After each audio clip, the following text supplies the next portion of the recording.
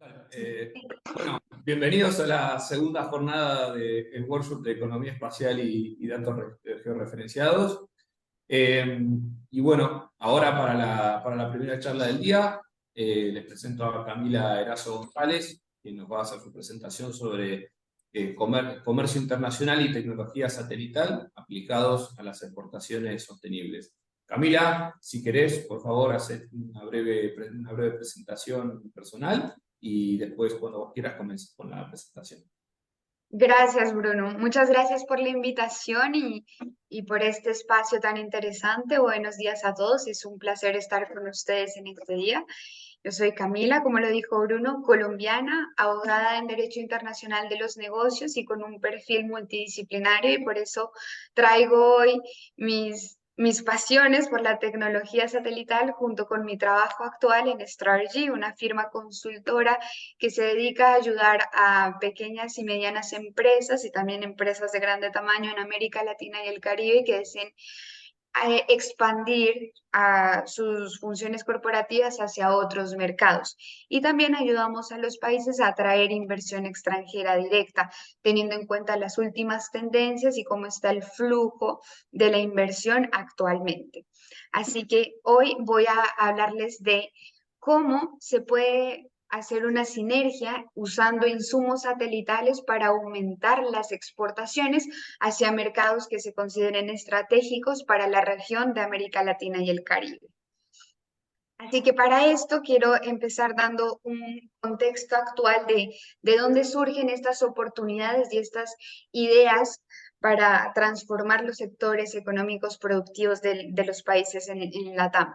Entonces, después, incluso antes de la pandemia, entre la guerra comercial entre China y Estados Unidos y luego con la pandemia y otros sucesos que sucedieron después, como la guerra entre Rusia y Ucrania, la estructura de las cadenas globales de valor ha venido cambiando considerablemente y eso ofrece oportunidades muy buenas y considerables para la región de América Mira, Latina. una pregunta, con esto, ¿acá te referís a lo que sería el reshoring de actividades? Digo, básicamente por el aumento del riesgo de abastecimiento, que lo que hace que las empresas prefieran tener un costo de producción unitario un poco más alto, pero una menor probabilidad de desabastecimiento físico. ¿A eso que te referís? Exacto, esa es una de las cuestiones que es el nearshoring, este fenómeno y que se ha visto materializado tanto en términos de interés del gobierno de Estados Unidos, que está en una discusión de ley, en un proyecto de ley para financiar a todas las empresas estadounidenses que están trasladando sus centros de producción desde China hacia principalmente México. Y bueno, la idea es que se haga a otros países de la región, solo que hay un gran problema. Y es que si bien hay muchos beneficios, porque aquí viene el tema no solo de reducir los costos, porque la distancia geográfica de tener el centro de producción ya no en China, sino en México, por supuesto que va a reducir los costos considerablemente y además va a cumplir con ese nuevo oro que hoy en día se busca, que es la sostenibilidad, porque va a usar menos energía para transportar.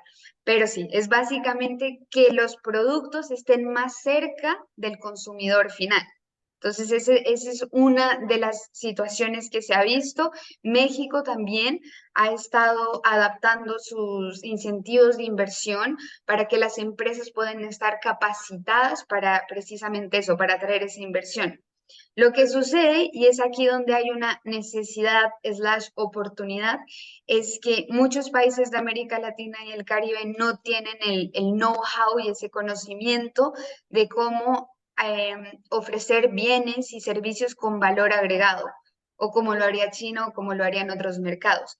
Y es ahí en donde se necesita una sinergia del sector público y privado para que los sectores productivos puedan transformar la manera en cómo producen sus bienes y servicios y de esta forma sean atractivos para que esas empresas que se están relocalizando decidan relocalizar sus centros de producción en algún país de América Latina y el Caribe. Entonces, por eso hoy en día en la UNCTAD y en la OCDE se habla mucho de las inversiones de impacto. en donde el inversionista ya no solo va a querer una retribución en dinero, sino inversiones a largo plazo que cumplan estos criterios de sostenibilidad, de ayudar a las MIPYMES y de ayudar a toda la población a aumentar el empleo y a trasladar ese know-how para que se logre eso que tanto se quiere en América Latina y el Caribe cuando se dice diversificar las exportaciones o la canasta exportadora no minero energética, es precisamente para que se pueda satisfacer la demanda internacional, llegando hasta la etapa final de la cadena de valor y no solo en bienes primarios, participando con bienes primarios. Entonces, de ahí viene esa oportunidad de que se pueda aumentar y diversificar tanto las inversiones, nuevas inversiones en tecnología, en en consultorías de sostenibilidad, para así tener esas inversiones de impacto. Y eso va a aumentar también la transferencia tecnológica, eso también va a aumentar la transferencia tecnológica y se va a lograr eso, generar exportaciones de valor agregado, es decir, no solo exportando materia prima, sino exportando productos que sean satisfactorios para la demanda internacional. No solo en cuestiones de sostenibilidad. Hace poco también salió un informe en donde se decía que las brechas que existen para exportar a mercados europeos o otro tipo de mercados no solo son de sostenibilidad y tecnología, sino también como cuestiones de marketing, de cómo empacar el producto o cómo, cómo hacerlo como lo harían en otros mercados más desarrollados. Y aquí, Camila, te agrego, también en el caso de las economías que son exportadoras de recursos naturales, muchas veces también la oportunidad se mira no solamente en industrializar la materia prima, sino también muchas veces en integrarse hacia atrás, es decir, en empezar a producir localmente algunos bienes y servicios específicos que son requeridos para la producción primaria y que muchas veces son bienes y servicios complejos, muchos de los cuales vienen. A ver, por ejemplo, el caso de la industria metalmecánica en Argentina, la que está vinculada a lo que es, por ejemplo, cosechadoras y equipos para el agro. Esas son otras oportunidades que también hay para las economías latinoamericanas. Exacto, exactamente. Y de ahí de esas oportunidades también está que pues es algo muy importante que se pueda cumplir con estos criterios de sostenibilidad de los que se está hablando, porque hay oportunidades para traer más financiamiento y también sobre todo lo que hemos visto recientemente, incluso con mayor aumento después de la guerra entre Rusia y Ucrania, y es la seguridad alimentaria, la demanda por seguridad alimentaria, y es por eso en que se fomentaría más desarrollar en el sector agropecuario y exportar este tipo de bienes en este sector en específico. Y bueno, por eso es que la cooperación internacional juega un rol súper importante porque la mayoría de estos proyectos son proyectos que están alineados con los Objetivos de Desarrollo Sostenible. Y según con el último informe de la OCDE en temas de atracción y promoción de inversión extranjera directa, los proyectos que están relacionados con ODS normalmente son muy atractivos porque tienen múltiples fuentes de financiación, tanto por parte de bancos bilaterales o multilaterales de desarrollo como el BID, la CAF, la OCDE también es uno de ellos, la Unión Europea, que voy a hablar de la Unión Europea en específico más adelante, y también necesita la participación del sector privado, de los mercados de capitales y también del gobierno. Entonces son proyectos a gran escala. ¿Por qué? Porque van a satisfacer ese interés que al final es global y sobre todo para países desarrollados de tener esa seguridad alimentaria y suplir la demanda de alimentos, satisfaciendo los criterios de sostenibilidad y logrando esa participación en proyectos de gran escala y hacia dónde, y que son los proyectos hacia donde se están movilizando las inversiones. Entonces, Camila, básicamente quienes quieran poder acceder al mercado europeo y al financiamiento y a estas facilidades de financiamiento van a tener que buscar los medios para cumplir con estas condiciones o apuntar a estos objetivos, a sostenibilidad y seguridad alimentaria. Sí, por supuesto, por supuesto. ¿Por qué? Porque antes los incentivos de inversión y los atractivos de inversión ahora cambiaron. Antes se podría decir que se le daba mucho peso a la cercanía geográfica y a la seguridad jurídica, pero ahora eso ha cambiado. Si bien es importante tener una cercanía, hoy en día la sostenibilidad sí hace parte de un incentivo muy grande para el inversionista. La sostenibilidad, la seguridad jurídica, que ya no es solo que se cumplan los tratados de inversión, sino, por ejemplo, que haya una buena estructura en ciberseguridad, que haya una buena protección de datos. Todo eso se ha ido movilizando y es por eso que si se quiere lograr y atraer financiamiento internacional y sobre todo de cooperación internacional, porque los bancos de desarrollo siempre van a estar alineados a eso, a los ODS y a cumplir esas necesidades que se demandan globalmente, y la sostenibilidad estamos de acuerdo que es lo más demandado, o sea, por necesidad y porque bueno, y por intereses económicos también, pero eso es legítimo, eso es legítimo. Así que bueno, hablando del mercado más sostenible y que eso hace parte de los países desarrollados y de smart cities que sean sostenibles, fáciles y que ayuden a un desarrollo social y económico sostenido en el tiempo. Entonces, por eso les traje ahora un programa en específico que es financiado por la Unión Europea, se llama All Invest Verde. Eh, Ha estado desde el año pasado, desde el 2022, y seguirá hasta el 2024 financiando proyectos y financia, de hecho, a países ahorita te voy a mostrar en el mapa todos los países que está financiando y los sectores específicos en los que se está centrando. Y entonces, ¿qué es lo interesante? Que es multipropósito porque tiene varios componentes. Financia el sector público para que las agencias de promoción de inversiones, cámaras de comercio y entidades del gobierno puedan ayudar a las pequeñas y medianas empresas, que al final es el último beneficiario de todos los componentes. Que las empresas, sobre todo las MIPYMES, puedan transformar sus modelos productivos para aumentar sus exportaciones a la Unión Europea, cumpliendo estos estándares que tiene la Unión Europea y que ha venido sacando recientemente los últimos reglamentos en materia de sostenibilidad, que si no los cumplen las MIPYMES, pues es difícil que sí se den esas exportaciones que se quiere dar. Estoy hablando del mercado europeo en específico y que es uno de los más grandes financiadores para la región de América Latina y el Caribe.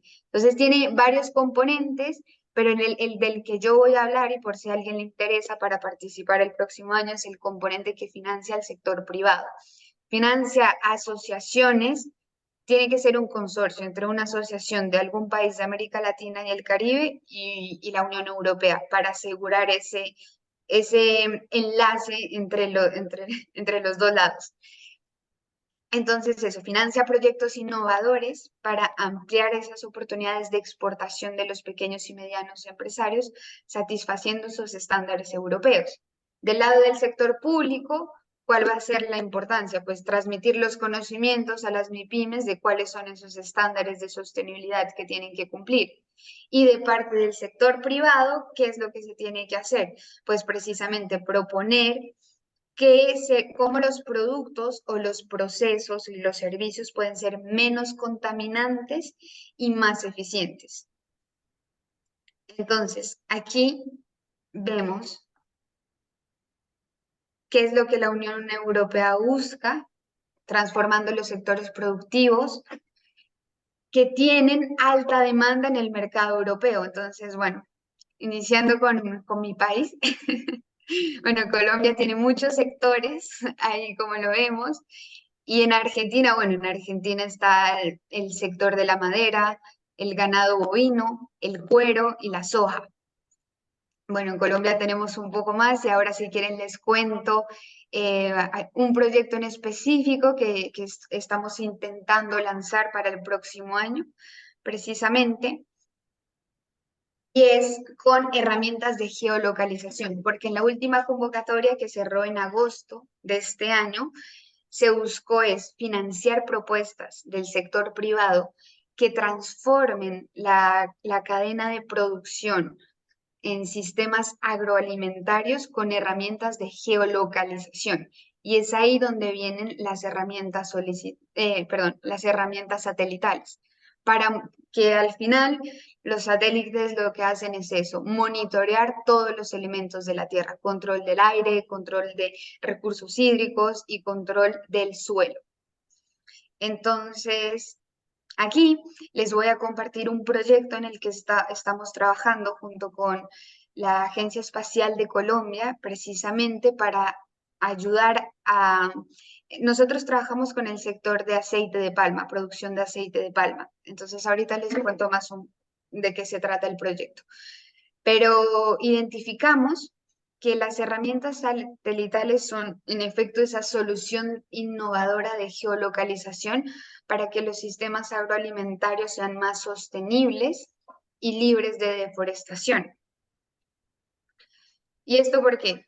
Porque con el acceso a imágenes satelitales se va a tener imágenes de alta resolución y que no solo es tener las imágenes, sino que esa información va a necesitar ser transformada y analizada para que luego se la pueda dar al agricultor de forma fácil de entender, por supuesto.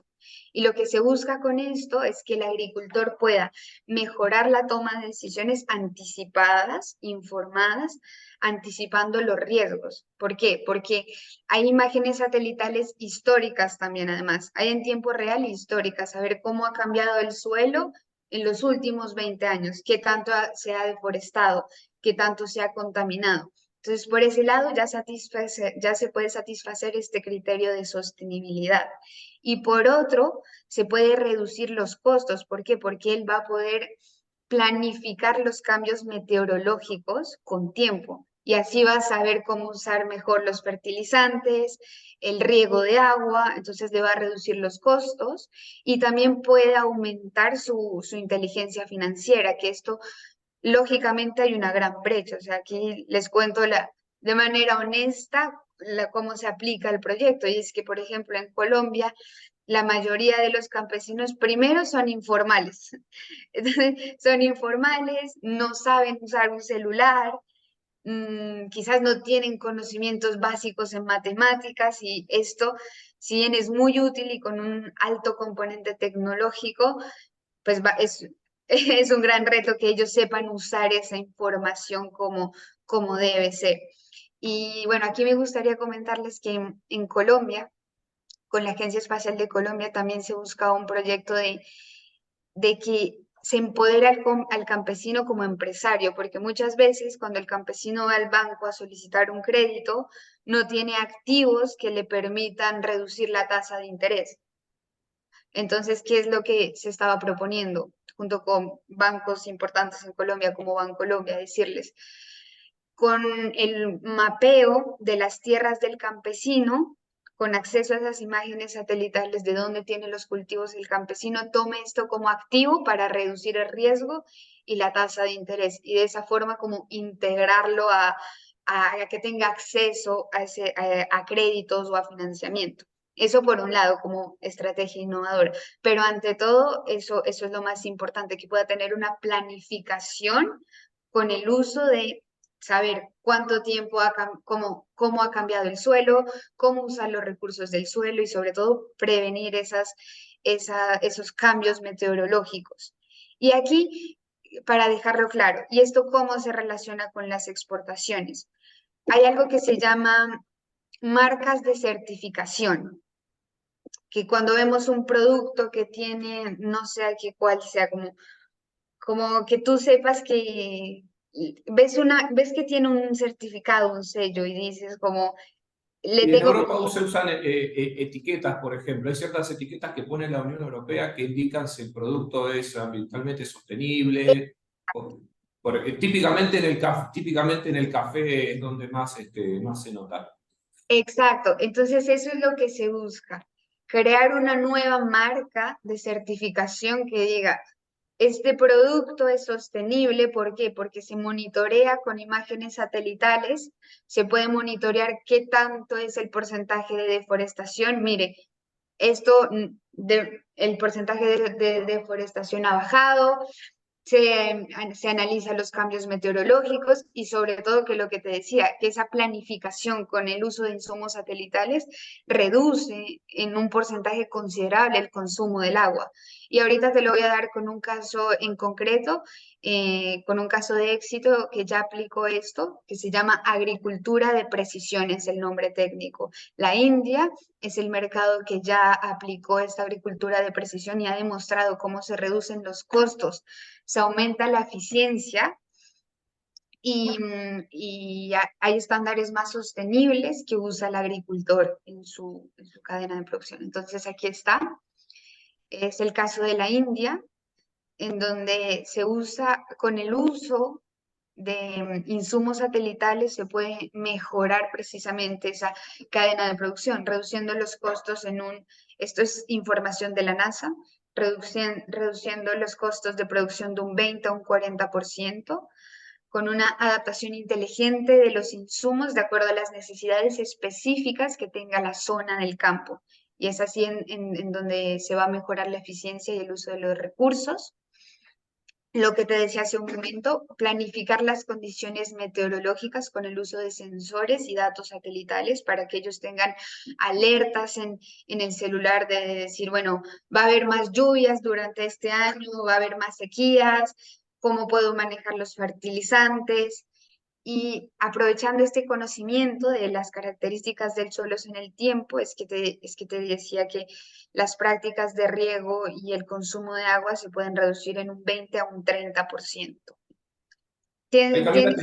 tenía un par de, perdón que te interrumpa, tenía un par un par de preguntas, no quería olvidármelas. Dale. La primera es si tanto en este caso como en el caso que contabas antes de Colombia, si las recomendaciones o si la información que le llega al productor llega al nivel de ser hasta una recomendación de una acción, como por ejemplo decir, no sé, espere 2 días para sembrar. ¿Hay alguna capa de inteligencia artificial que llegue a generar ese tipo de información? ¿O simplemente es información sobre predicciones del estado del tiempo? Digamos. Muy buena pregunta porque justamente como esto ha tomado más fuerza y por el IoT, ahora se me fue el nombre. La Internet de las cosas. Internet de las cosas, con el IoT y inteligencia artificial, las empresas que proveen este tipo de servicios tienen ahora eso, que con el uso de inteligencia artificial ya no solo le diga, porque la idea es que el agricultor se le facilite, no solo se le diga, ten esta información, sino que le diga, ten esta información y cómo usarla. Entonces es que con el uso de inteligencia artificial se les pueda decir una alerta, así como cuando te llega en el móvil una notificación de cualquier cosa, pues eso, que te diga, sembra en 2 días, porque por esto y por esto y por esto. Y luego ya, pues igual al final es decisión del agricultor y con su conocimiento saber cómo lo va a aplicar, eso es su experiencia. Pero sí, se ha visto que hoy en día usan no solo ya imágenes satelitales, sino drones, IoT, inteligencia artificial, para hacer esa transmisión de la información más fácil y más útil para el agricultor. Y en este caso de la India, el programa fue dirigido a agricultores, digamos, informales, incluyó agricultores marginales y por ahí está con baja formación, o fue destinado a agricultores que se sabía, contaban con la capacidad de tomar esta información y ponerla en práctica. ¿Te refieres a este? Al ejemplo de la India, que fue el que mostró, el que ya mostró resultados. Ah, ok. No, en el ejemplo de la India, o sea, igual es el proveedor de los servicios, al final este es un servicio integral que se ofrece, quien tiene que seleccionar y dependiendo de el grupo objetivo al que está trabajando, porque puede que hayan sectores en donde el campesino y el agricultor el agricultor sí tiene unos conocimientos ya no solo bases, sino avanzados de cómo usar estos insumos, pero de lo contrario tendrá que ofrecer servicios adicionales, como es el caso de Colombia, cuando presentamos la propuesta precisamente para este programa, que dijimos, bueno, ¿qué es lo que se necesita? Se necesita primero saber cuál de estos sectores que se consideraron estratégicos en Colombia era el que más deforestaba. Entonces nos dimos cuenta que era el aceite de palma. Entonces monitoreamos dónde era la región en donde había más cultivos de aceite de palma en Colombia, que justo es la región, una de ellas es la región donde yo nací, acá en el sur, Nariño. Y bueno, una vez identificados los cultivos, identificar a los empresarios. Y cuando estábamos haciendo, bueno, empresarios, agricultores, y cuando estábamos haciendo la selección, porque este programa obliga a que se beneficien 120 empresas o 120 agricultores. Entonces los estábamos buscando y la mayoría de ellos no estaba constituido y otra cosa difícil fue que era de difícil acceso ir a esas zonas a capacitar al campesino y tercero eso, de que muchos no tenían los conocimientos financieros. Entonces, hoy en día también hay muchas empresas que hacen como juegos de tío rico o juegos con monedas o de fácil entendimiento para ir hasta donde el agricultor y primero darles ese insumo de cómo tener una mayor inteligencia financiera, cómo usar herramientas tecnológicas aplicadas a sus cultivos y todo esto. Entonces, en el caso de la India, dependiendo de cuál sea el sector y el público objetivo a la que la empresa le está prestando los servicios, pues tendrá que ver si necesita un servicio adicional de capacitación y consultoría en temas financieros, reglamentarios, a las personas que se pretende beneficiar. Que en este programa en específico es reglamento de la Unión Europea. Te sigo contando lo que hicimos en Colombia, pues la propuesta que se está elaborando. Bueno, después de identificar al campesino, precisamente en asociación con una entidad sin ánimo de lucro alemana, viene el proceso de capacitación y formación para los campesinos en temas básicos financieros, de que sepan cómo mejorar esa inteligencia financiera para que estén preparados a luego certificarse, porque al final lo que se espera es que sus productos tengan ese sello, esa certificación, y bueno, para eso tendrán que también tener unas largas horas de capacitación y incluyendo cómo exportar hacia la Unión Europea, cuáles son esos reglamentos y bueno, es muy complejo y muy grande todo esto, pero en el caso de la India eh, lo pueden detallar también más con más detenimiento, pero ya es un caso de éxito de cómo la agricultura de precisión sí ayuda a que precisamente las áreas rurales y otro tipo de exportaciones no mineroenergéticas se puedan dar y transformar esos sectores productivos que en nuestra región son tan importantes.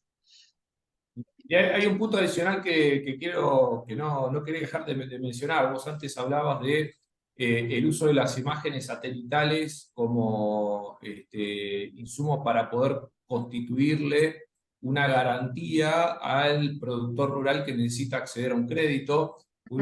Ayer en una de las charlas, que no me acuerdo, la de Equifax, sí, en una de las charlas, una de las empresas Equifax mostró algunos casos en los cuales ellos ya habían implementado un modelo para... era un trabajo que hicieron que era un cliente que les pidió un modelo en Ecuador, de scoring crediticio. Ah, Entonces, claro, usaban... ya, con el valor de las propiedades como colateral. Tenía mucha incertidumbre en el... claro, claro. Sí, es para resolver un problema de información asimétrica, en definitiva, usaban ese modelo para predecir la capacidad crediticia de cada uno de los clientes. A ver, cruzaban un montón de bases de datos, pero nada, creo que puede ser un ejemplo bastante interesante de cómo llevarlo a la A la práctica. práctica. Sí, por supuesto, porque es en la realidad transformar la mentalidad del campesino, del agricultor, es muy, muy, muy difícil. Y sobre todo que logre integrarse en la economía mundial o en exportar, necesita precisamente eso. Primero, acceso a financiamiento, conocimiento, tecnología. Entonces, creo que eso de la viabilidad crediticia es el primer paso para que pueda tener acceso a todo lo que viene después. Así es. Así que, bueno, Camila, la verdad que fue una presentación muy interesante. Me gustó mucho ver cómo la tecnología satelital se pone a disposición del desarrollo económico y social a través de tres vertientes. Acá vemos claramente, por un lado, la productividad. Vemos ejemplos de cómo la información ayuda a tomar mejores decisiones. Después a la inserción comercial gracias a la trazabilidad que tenés de la sostenibilidad ambiental del producto, le estás permitiendo a los productores acceder a nuevos mercados y por último también la pata del financiamiento, en donde nuevamente mediante información georreferenciada estás permitiendo que el agricultor tenga un colateral para tomar crédito. Y bueno, y desde ya la dimensión ambiental en sí misma, ¿no es cierto? Por ejemplo, al permitir reducir el consumo de agua. Así que, nada, me encantó la presentación. Este, información georreferenciada atacando cuatro problemas al mismo tiempo. Así Sí. que, Sí, bueno, Bruno, muchísimas gracias por la invitación y bueno, cualquier duda o consulta, no duden en contactar.